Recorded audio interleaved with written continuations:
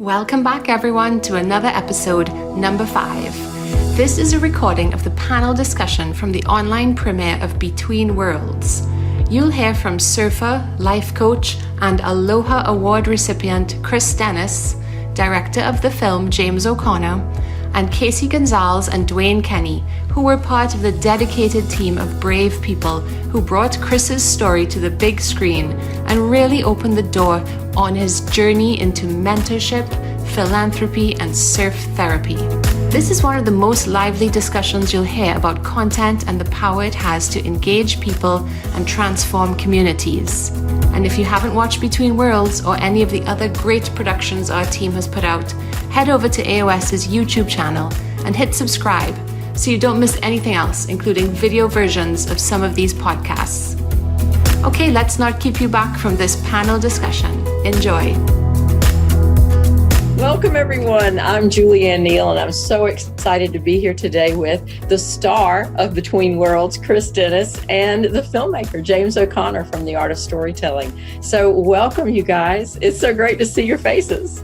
Thank you. Great to see yours too. Nice to be here. Awesome to be here and to be with Chris too. It's been a while. What's up, buddy? It's been a while. It's been quite a few years I've seen your face, James. Yeah. So Chris, where are you right now? I am in a little bit of a studio in Trinidad, in Diego Martin. Okay. And then James, I guess this is making you a little bit homesick because you're all the way up in Canada, other end of it. So yeah, I'm and it's not cold anymore, which is nice. But I'm in Ontario, Canada, where we moved about three or 4 years ago. And I'm not super envious of Chris right now. It's my dog freaking out in the background. Because I hear that the beaches are closed again. Yeah, so because of pandemic reasons or whatever. So. Well, we're here today because of the exciting release of Between Worlds again. So, I mean, this film has been through quite a journey. Chris, can you tell me a little bit about the film? I've seen it. I've watched it again and again. It's so beautifully done. And I'm so excited about the work that you're doing now and the work that went into it before. But how did the film come about? You want the long version or the short version? I got all day, so that's up to you. I don't even think that there even could be a short version at this point. I mean, yeah, it's tough to compress all the experiences that encompasses the film, you know. But obviously, the film came about with James hearing about my story and we being acquaintances, you know, for a bit, and things that seemed normal to me. James is a bit of an artist, I would say. Things that would seem normal for me apparently wasn't normal for most people. You know, when you live in rural Trinidad, and I'm not the only one with a story like this. You know, I don't even think I'm that special or anything. I just think that people have a different interpretation of life living in the part of Trinidad that I come from and in these parts of the world, you know. So, for example, not having any electricity for days on end is a normal thing.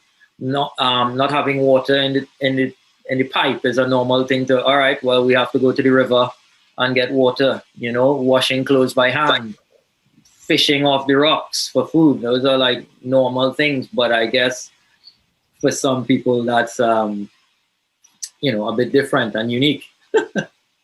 Well, I mean, Chris, you obviously consider yourself to be not anything quite that special, but I think the rest of the world is not going to agree with you on that. So, James, what was it that struck you from the beginning? How did you hear about Chris, first of all, and what made you want to tell his story? Chris, you know, I'm not even sure we really met properly, formally. I think, you know, the thing with surfing is you would go up and you'd kind of just like meet people on the way and you'd say like, you know, well, where's breaking right now? Where's the wind good? Where's the tide good? Whatever. And everybody, you know, I think I had just come back to Trinidad, actually. I returned from England. I'd done my university degree or whatever, and I was now working in Trinidad. And I was just got back into surfing in a serious way. And we'd go up and, you know, you'd check the tide and you check. Everyone wants to check. And then everyone would be like, well, we got to check Chris. We got to pass by Chris. And I would hear this name over and over and over again. It was almost like there was some sort of oracle you had to consult. In terms of like where was really going to break, or where was Chris now? Where was Chris surfing right now? Everyone wanted to go and surf there because he had it wired. So I knew that there was something special, and I quickly learned that it was just really his character and his personality. The stuff about understanding the ocean and all of that. But he's a true waterman who lives on the coast. I mean, that's he probably feels when it's breaking. But I just was drawn to him as a person because his character and his spirit, was so audacious. And I think it was that, in coming back to, we never really met. I think at one point, Chris, you just said to me, I'm going to go on tour, or I want to go on tour. I can beat those guys, or whatever it was. I don't even remember the genesis. I can remember that moment, Would you believe? Mm-hmm. That was a day at Rough Side. Mm-hmm. And I knew of you. And I remember being on the beach, like coming out of the water, and you started asking me a bunch of questions. You came up with some other guys, and you asked me what I want to do with my surfing. And I tell you, I want to go on tour. Right. So explain to Julian what that meant, going on tour. Like what does that really mean for you? Where you were in that space and time? Me saying I want to go on tour meant that that I was the biggest dreamer, and that was only a dream. And yeah, that dream was only being translated every time I saw a magazine, or every time I saw something on an old VHS tape or something like that. I didn't know how I was going to do it. I didn't have a clue about how things worked back then, but I just knew I was going to do it, if that makes any sense. My reaction to that, Julian, was like, okay, then. That's a pretty crazy idea. So off to go. Yeah. I don't know. Everybody, I noticed as well at the time that a lot of people that were in that circle of, let's go check with Chris or whatever, were very dismissive of that idea. And people are, they're like, oh, look, that's never going to happen. Forget about it. But I could see that he was never going to take that for, as an answer. And I figured, plus the fact that his surfing was explosive, right? So I just said, look, I'm going to start rolling cameras and just see what happens. But I think I must touch on that before I met James and all of this. I was having like competitive results and stuff. And every time I got a first, or every time I got a good result, it just made me, even though the results were like locally, it just made me feel like, I could do this. And at that point as well, too, you all have to understand that sometimes when you think, well, this is it, this is all I have, there's not really a second plan. That's a lot of the times where your strength comes from, Mm-hmm. Well, I know from the first time that I watched the film, the opening scene of you just walking away down the beach, and I didn't know what to expect when I saw it. But then there was a moment when I really felt like I connected with the film and with you, when you look at the camera and you have this grin on your face. You're so excited. Y'all have traveled all night or whatever it was. And it was just, people wanted you to succeed because of your personality and because of the charisma that you obviously have. And that came through for me in watching the film. And I just wanted it for you. I mean, I know everybody else felt the same way. So Duane, how about you? How were you involved in, and what is your memory of filming and the process? Well, let me just make sure I'm not on mute. Good. I'm just, these are just these are my best friends. And, whatever Chris or James ever wanted, I just wanted to be part of. I try to be a very positive person, and they're very positive people. So, positive people try to stay around each other. And I live in Tobago, and we have a lot of very good surf. And my brother and I have a lot of access to tools that get people in the water, be it boats or paddle boards, or just we kind of have the area kind of wired, and we just helped out wherever we could. just because friends take care of friends. And, surfers are kind of like a family anywhere you go in the world. And, if someone is in need, you've just met him, you help out. But with Chris, Jimbo, I actually met at a random wedding in Tobago. And surfing was one of those glue that held us together. And Chris is the same. Chris was just a really nice guy in the water. We got along, and before we knew it, we're sleeping on each other's floors and we're helping each other out. And anytime we could be with each other, we're with each other. And I mean, there's a million stories to go with that. And our relationship grew from there. But James wanted me to come to the middle of the jungle and then jump on a boat and jump out in 10-foot surf and swim into the reef with cameras that I'd probably have to sell my house to buy. I would do it because it seemed like a fun thing to do. So, I mean, whatever these boys needed. And I mean, it's easy, at least for me, it's easy to do those things for friends. It's just awesome to have that kind of support. And the floors, sleeping on floors that Duane's talking about, I can tell you that's like just calling him 8 o'clock the night before and saying, okay, look, and this is how hard it was to get planets to align. There had to be swell. We had to be able to get flights. We had to be able to get Chris there. We had to be able to get cameras there. I had to have a team because I can't just go and jump in the sea by myself because it's super arduous. We're not just doing like a day of photography. We're trying to do a whole documentary. And we would do it. We would get the last flight. We'd get on standby or something. And we would get to Duane's house and he'd be like, yep, I'm not prepared for this. So, just make yourselves as comfortable as you possibly can. And it was just, and even down to like when we premiered the film locally in Trinidad, there were people who got involved. I would call up and say, look, I need banners to promote this film. How can you help? What's the cost? And then we would get an invoice. And then 2 weeks later, they would call and say, yeah, you know what? Cancel that invoice. It's cool. You guys, we're really, really happy to do the banners, to get the premiere, get excitement around it or whatever. And everybody was like that with this project. And really was the only reason it came to be was that level of support. Hundreds of people, I think, in the end of the day, Chris, who we just said, hey, can you do this? And they were like, yeah, no problem. Amazing support. And I think it's important to mention that this was kind of first of its kind at that time being done, a film of this kind. So yeah, there was a bit of buzz. And I think it's important to mention another person who was real active in it, which is a guy called Anthony Fong, right, James? Totally. I mean, it's 50% it's really Anthony's movie as much as it is my film, you know what I mean? In terms of the hours put in, super contribution, yeah. So me and Anthony, James and Anthony scheduled a shoot with me, and the sun was shining in the morning, and then it was like rain and thunderstorms in the afternoon, but Anthony just felt that we could have pulled it off in pouring rain, to me taking him to a secret spot and filming in the rain.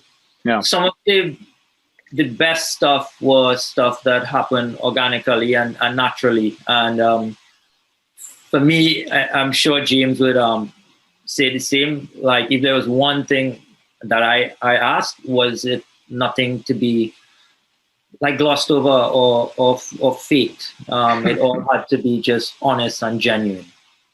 Mm-hmm. That really comes through in the film.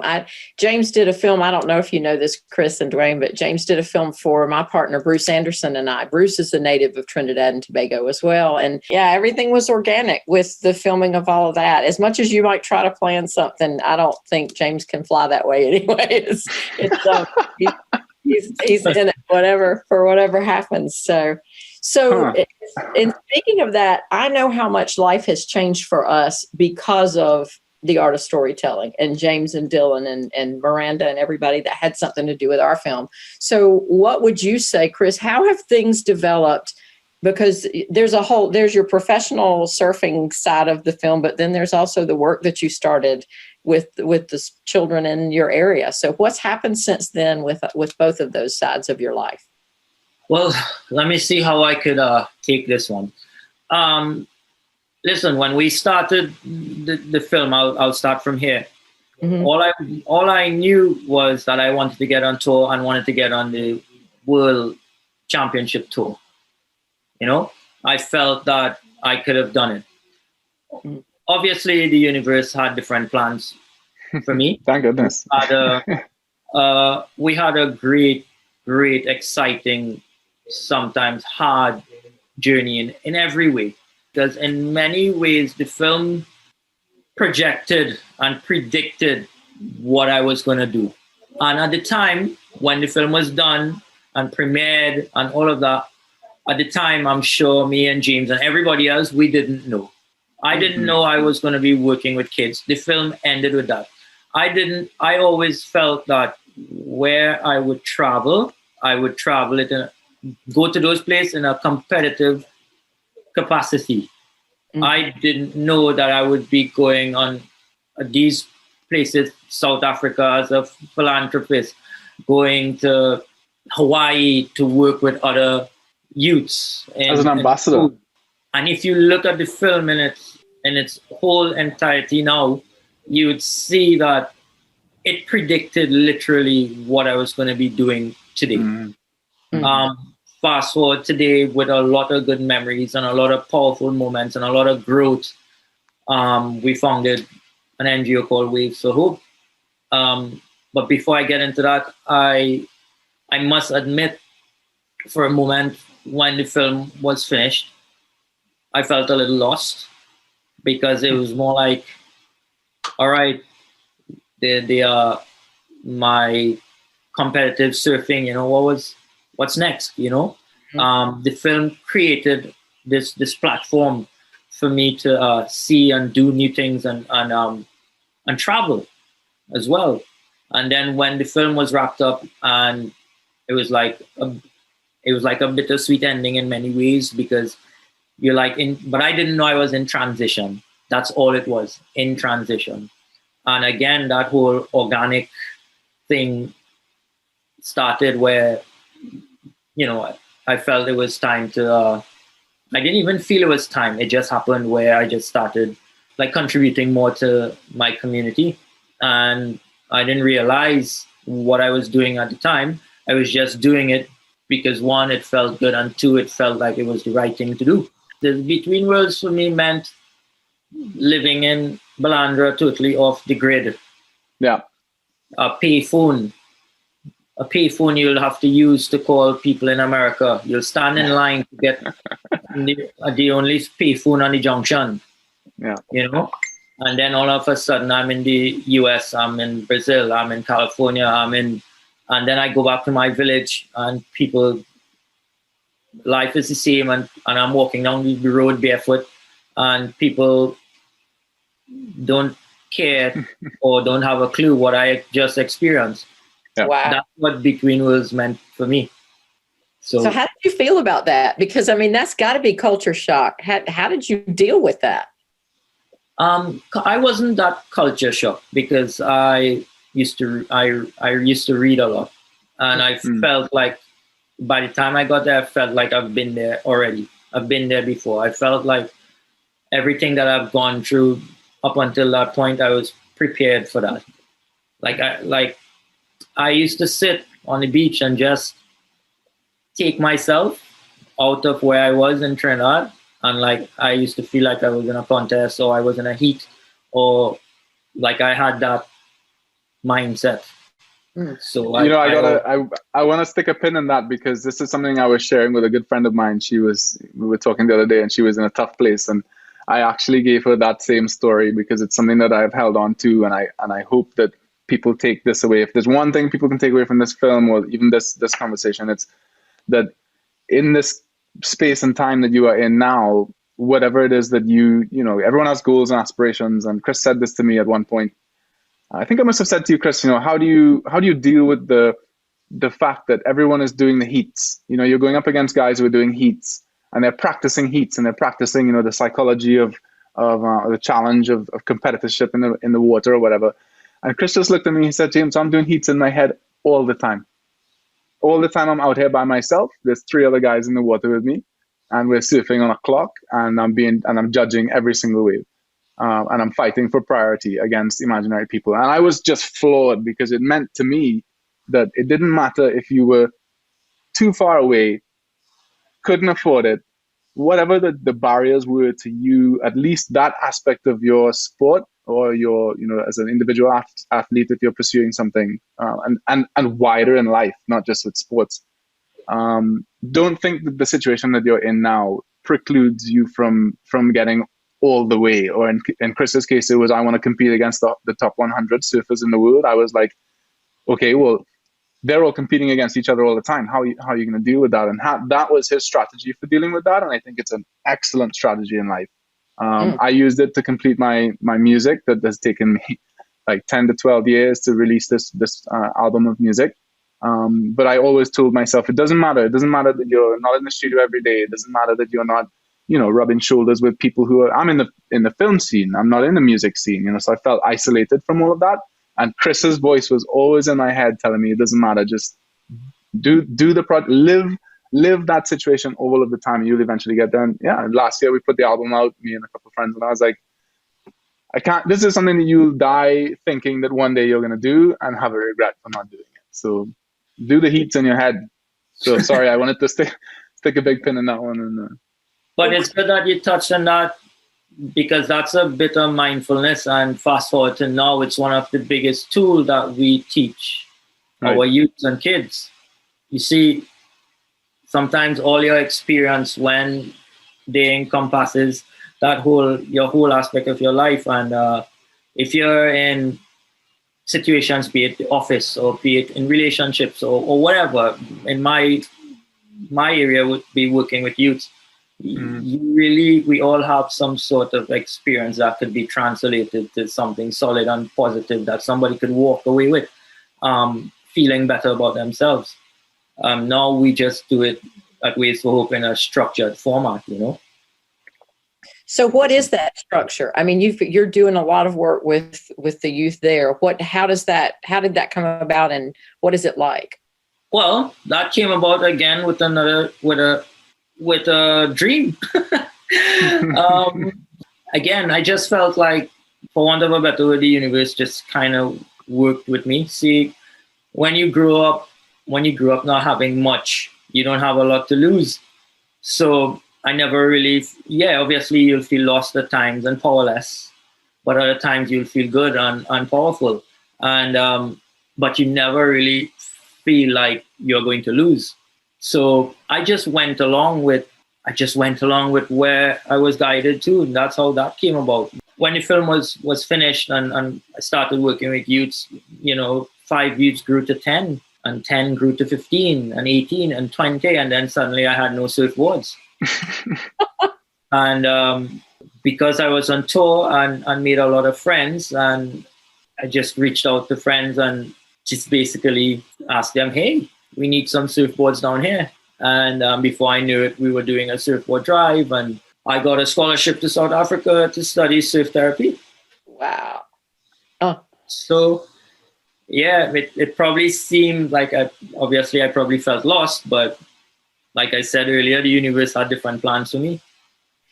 And now I feel like I'm exactly where I'm supposed to be. Now I know what I was born to do. Now I feel that every experience that I have in the past has prepared me for every moment from here on out. And that's where I am now.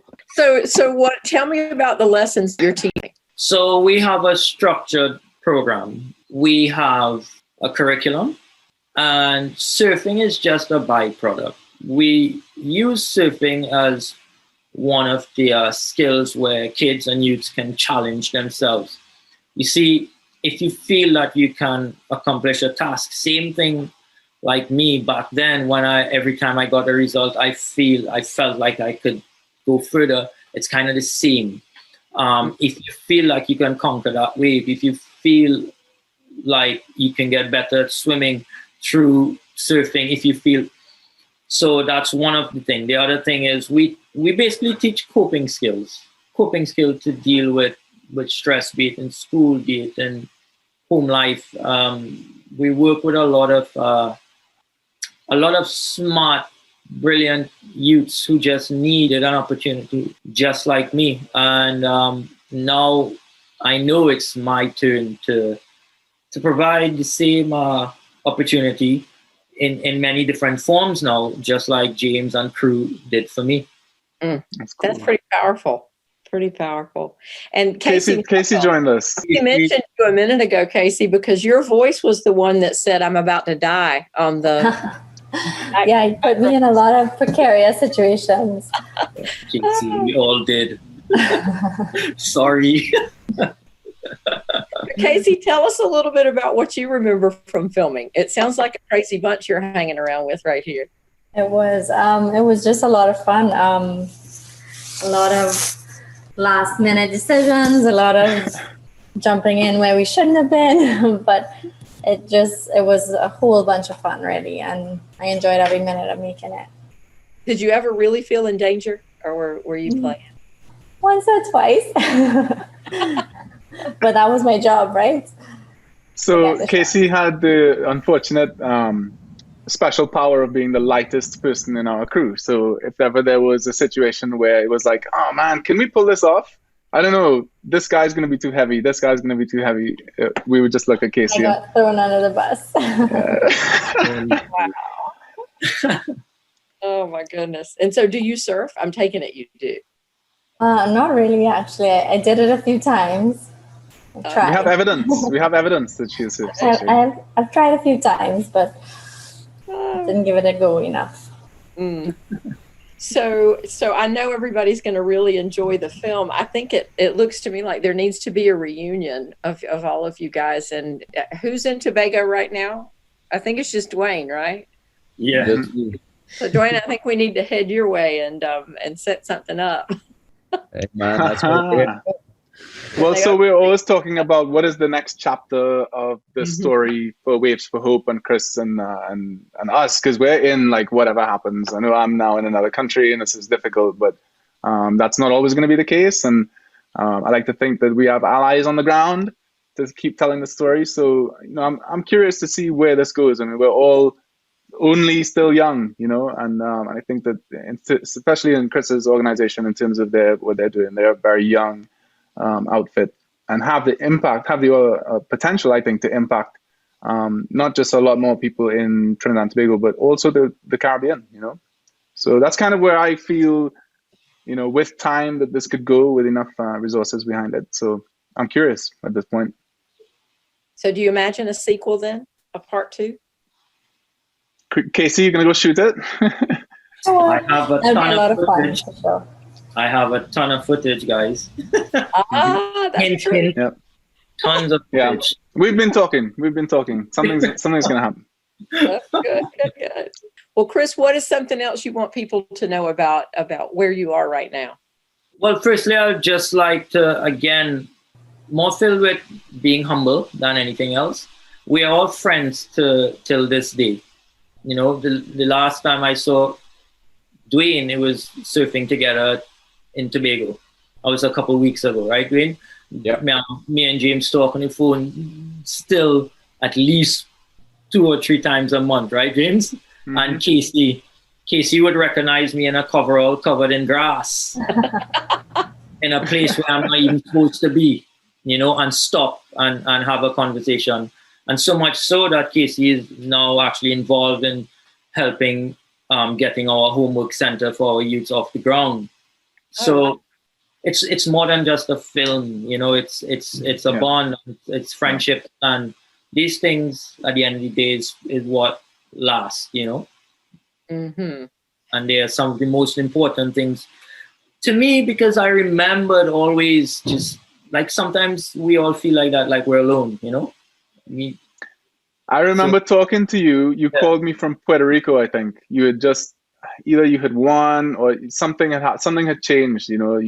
Something had changed. It was significant, and Miranda. I put it on speakerphone, and Miranda was there, or whatever. And I think you'd say it's more than the film now. And it's those moments where we were like, the film is. It's cool to have it out there, and anytime you can just go press play. But it is such a slice in time of the situation, where it was, as it was. And it's uncanny, as you said, that it's sort of foretold, your future and what it's become. It's awesome experience, and I couldn't have shared it with a nicer bunch of people. So, Pretty James, cool. how many of those little SD cards did you have for this film? Because I remember you had a big one for The Edge. I know, and back in the day too, this was like this is when cameras, the 5D went from one day it was a stills camera, and then the next day it was a video camera, and I was like, I had to figure this out and try to. And this is why I was telling you earlier, like Kacie's so instrumental too, because how do you change a memory card in the middle of the sea? In the water. Yeah. Cool. Unreal. You should congratulate Chris again because he just won the Aloha Award. I don't know if you all talked about that at all. We didn't. Thank you. Yeah. There's too much. Like you start to peel the layers off of Chris. It's like just incredible, So. Well, tell me, what is that? Well, the moment Chris told me, I instantly went on social media and just put it everywhere. But what I wrote, which I got off his site, was it recognizes individuals in the global surfing community who are ambassadors for the Aloha spirit. And, the word Aloha, is, Chris has been to Hawaii. I only dream of going there. But he can, it means to anybody in the world, the Aloha as a word just means, like welcome, love, all of those type of things. And, he's an ambassador to that word almost. When you say that word, these are the people of one and now Chris, these are the individuals that's in part of their being, their selves. And, if you say that word, or you see Chris, that's what you feel. And all of these programs that Chris has been part of, that Chris is now shepherding and directing, is just bringing that term Aloha to now, the north coast of Trinidad and all these little kids who come from, broken homes who need that guidance, So it's, and that award comes with a donation to his organization again. So all of these things help grow this whole movement, let's call it.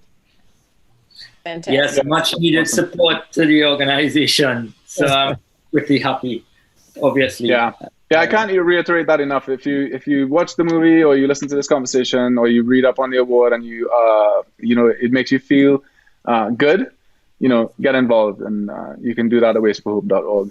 Seriously. Well, I do have one last question, James. This is for you, because Chris is being very serious today. This is a serious conversation, and this is not the Chris I saw in parts of the film now. So what is something that didn't make it into the film that you want to tell us about Chris? Because I know there's stuff out there. I think you need to speak to the editors on that one.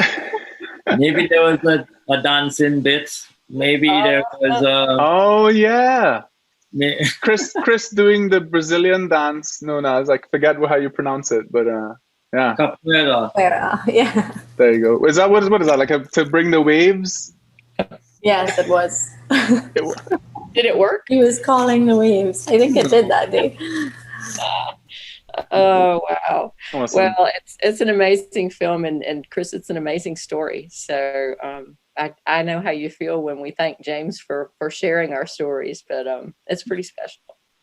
Thank you, and it's a beautiful thing. Obviously, we all know that, and probably we feel it too. And it's not that I'm serious; it's just that it means a lot. Obviously, to all of us, and it's the same for me. It has meant a lot from day one, and it has propelled us in many ways, in many parts of our lives, to go forward and just keep growing. And it's the same for me. So, James, how can people watch the film? Right now, you can go watch it when this is. Right now, you can watch it on YouTube, the Art of Storytelling YouTube channel, our Facebook page. We will add it to our website, theartofstorytelling.com. There's a section on there called AOS Films, and we're just sort of releasing bit by bit all of the great movies that we've produced that have evolved from, hey, this is a commercial project. Oh, no, it's not. It's an independent film. No, it's not. It's like a lifelong content strategy thing. So they're all happening now, and it's really, really fun to go back to them. And I should mention too that this film, just like The Edge that we put out recently, has been remastered again. I think it's been edited now 5 times or something.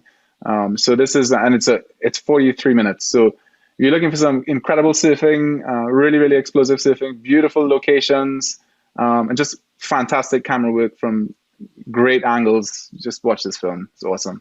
We'll put links to it over at Chris's place, wavesforhope.org, because really that's ultimately what I'm trying to do here, is drive as much traffic to and shine as much of a light as possible on that. So yeah, please go and visit that as well and support those guys as much as you can. The film will support them, but it's really good to just go straight there. There's ways to donate and everything, and you can have a really big impact and have a sustaining impact as well, which is more important. I can't say thank you enough to everybody who supported the film from the beginning. Kacie, Duane, everybody, Anthony, Fong, James. The people who were in it too. I mean, like Dan and Peter Malaway and everybody. Mike. Once people believe in something, for an individual, if people believe in you, all it takes is one person to believe in you to help push you forward. And belief is a real powerful thing. And another thing is faith, just knowing that things are going to be fine, things are going to work out no matter what. Absolutely. Well, thank you guys. This has been great. Thank you, Julianne. Awesome. And thank you, Chris. Thank you guys.